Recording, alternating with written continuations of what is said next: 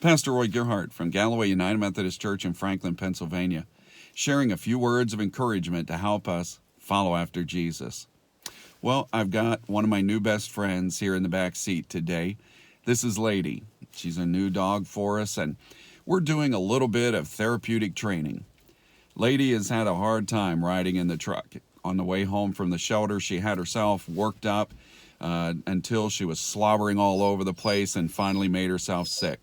And even now, she's getting a little bit frustrated, and we're trying to get used to it. And so the moments that she sits down in that back seat or even lays down are a big step forward for us. You know, it puts me in mind of the way in which God is working to train us, to learn to not be frantic, to not be driven by life, but to be able to get calm and quiet, to get into His presence in a way that we can have trust and hope that God is there for us and that we can rely upon God. In fact, that we need to put the pause button on in order to let God take charge in our lives. That can be really challenging, though, when we are overwhelmed in life. There are so many demands that are insisting on your time and your attention that you have to get this done. There's a schedule to meet, and you're pushed so hard to get all of these things done that it seems as if there's not a moment that your brain isn't working to solve the next issue, to plan for the next step. And it's so consuming that there's no quiet. And it's so important, though, that you and I learn to have a place with God where we can get quiet.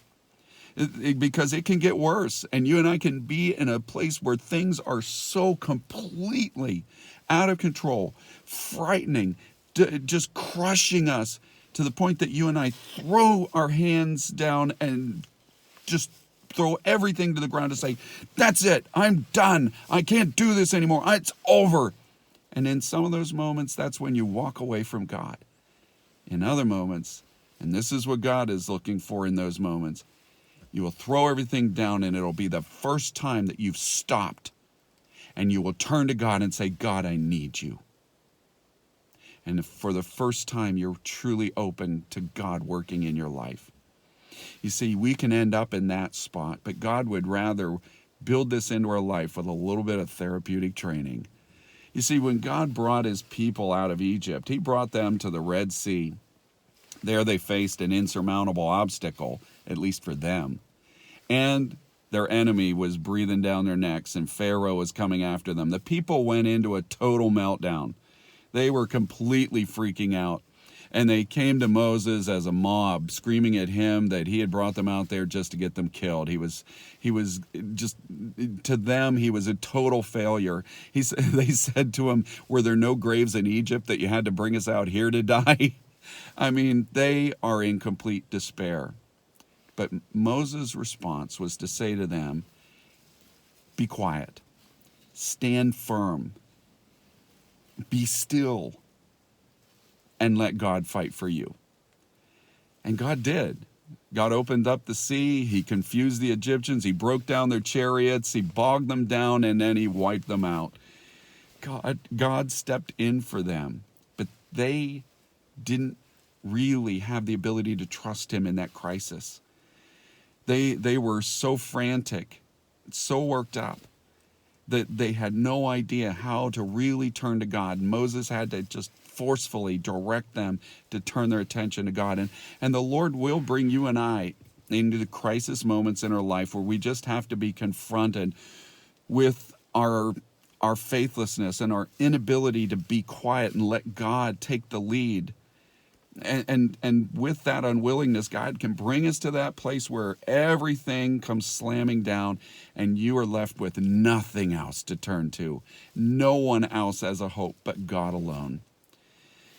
But you and I really are bid to make this a part of our life that doesn't have to be brought on with so much crisis, but something, in fact, that builds us up to face those crises. Something that we can begin to put into play in our lives. And it means this, that you and I have to take some time to be still.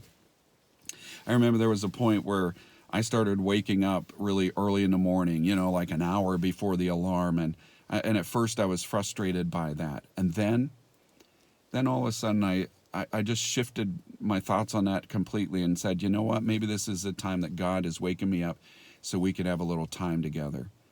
And the richness of that time was that I would just be still. I would think about things, not with the drivenness to plan and to prepare and to think about all the things I got to do, but to just have my heart and my mind open, to stop making all the noise in my own thoughts, and to just allow God there to speak. And it's amazing how many times God brought me a peace and a calm, and even solved problems that I was facing, gave me inspiration and direction for the day. Trust God. Be still. And let Him fight for you.